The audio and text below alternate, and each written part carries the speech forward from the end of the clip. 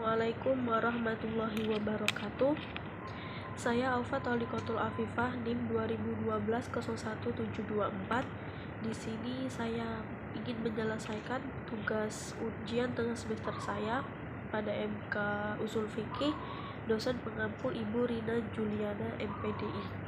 Baiklah, saya di sini ingin menjelaskan sedikit tentang jurnal Maqasid Al-Syariah yang ditulis oleh Retna Gumanti, yaitu mahasiswi IAIN Sultan Ame Gorontalo. Nah, kita langsung saja pada jurnal yang akan kita bahas, yaitu Maqasid Al-Syariah. Kata maqasid berarti tujuan, sasaran, prinsip, ataupun hal yang ingin diminati. Di sisi lain, para ulama muslim menganggap al-maqasid sama halnya dengan al-masalih atau maslahat-maslahat. Dari berbagai penjelasan dan definisi yang berkaitan, setidaknya maqasid al-syariah dapat dipahami sebagai tujuan dari seperangkat hukum Islam pada terbentuknya keadilan dan kemaslahatan masyarakat. Adapun maqasid al-syariah yang dikatakan oleh Jasr Auda sebenarnya bukanlah hal yang baru. Sejarah mencatat bahwa konsep maqasid al-syariah sudah ada sejak akhir abad ke-3 melalui karya Imam Turmudi yang berjudul Al-Salah wa Maqasiduhu. Al-Juwaini dalam pengembangan tersebut mengembangkan maqasid al-syariah dengan mengelaborasikan konsep ilat pada masalah qiyas. Asal yang menjadi dasar ilat itu dibagi menjadi 3 kategori.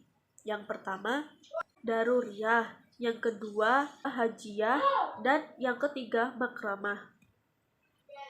Rumusan teori Al-Juwaini dikembangkan muridnya Muhammad bin Muhammad Al-Ghazali. Al-Ghazali memetakan maqasid al-syariah yang kulliyah dan jaz'iyah menjadi 3 kategori juga, yaitu 1. Daruriyah atau kebutuhan primer. Yang kedua, hajiyah atau kebutuhan sekunder. Dan yang ketiga, tahsiniyah, yaitu kebutuhan tersier. Tokoh penting setelah generasi Al-Ghazali yang banyak memberikan andil dalam maqasid al-syariah adalah Izzuddin bin Abdus Salam yang bermazhab Syafi'i melalui karyanya Qawaid al-Ahkam fi Masalih al-Anam yang mengelaborasi hakikat maslahah dalam konsep dar'u al-mafasad wajal al-masalih, atau menghindari kerusakan dan menarik manfaat. Maslahah tidak dapat dipisahkan dari 3 kategori daruriyah, hajiyah, dan tatimah. Pada pertengahan abad ke-7 Hijriah, muncullah sarjana brilian Abu al-Ishaq al-Syatibi, yaitu pakar usul fikih yang beraliran mazhab, pakar usul fikih yang memiliki mazhab Maliki melalui karyanya yang berjudul Al-Muwafaqat. Sejak saat itulah istilah maqasid al-syariah menjadi populer di tangan Abu Ishaq al-Syatibi, sehingga mendapat gelar Bapak Maqasid al-Syariah karena kepawaiannya dalam menyusun teori-teori maqasid secara sistematis. Pada abad ke-20, muncullah pakar maqasid al-syariah dari Tunisia yang bernama Muhammad Thohir al-Ashur, yang dianggap sebagai bapak maqasid al-syariah kontemporer setelah al-Syatibi. Ashur berhasil menggolkan maqasid syariah sebagai sebelumnya sebagai konsep baru yang terlepas dari konsep usul fikih yang sebelumnya menampakkan bagian dari usul fikih. Kajian hukum Islam klasik menyebutkan bahwa maqasid dikelompokkan menjadi 3, yaitu yang pertama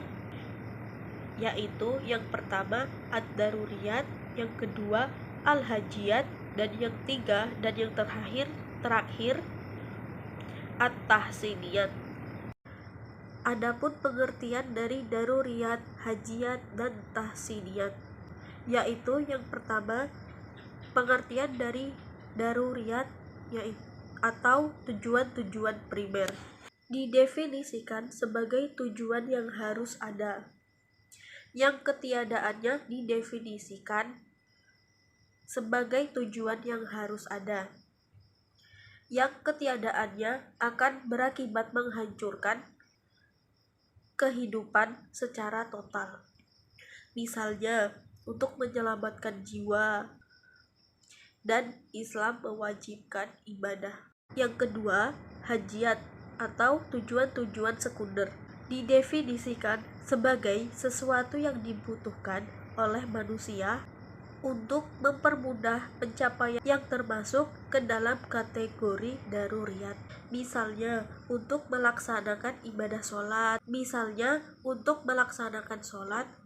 Sebagai tujuan primer dibutuhkan beberapa fasilitas, antara lain bangunan masjid.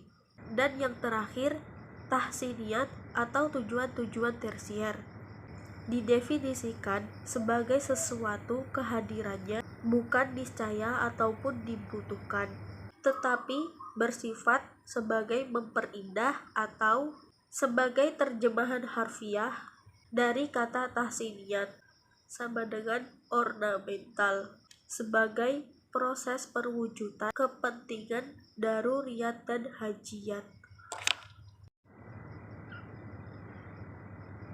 Baiklah, sekiranya saya rasa cukup. Maaf bila ada salah kata, saya mohon maaf.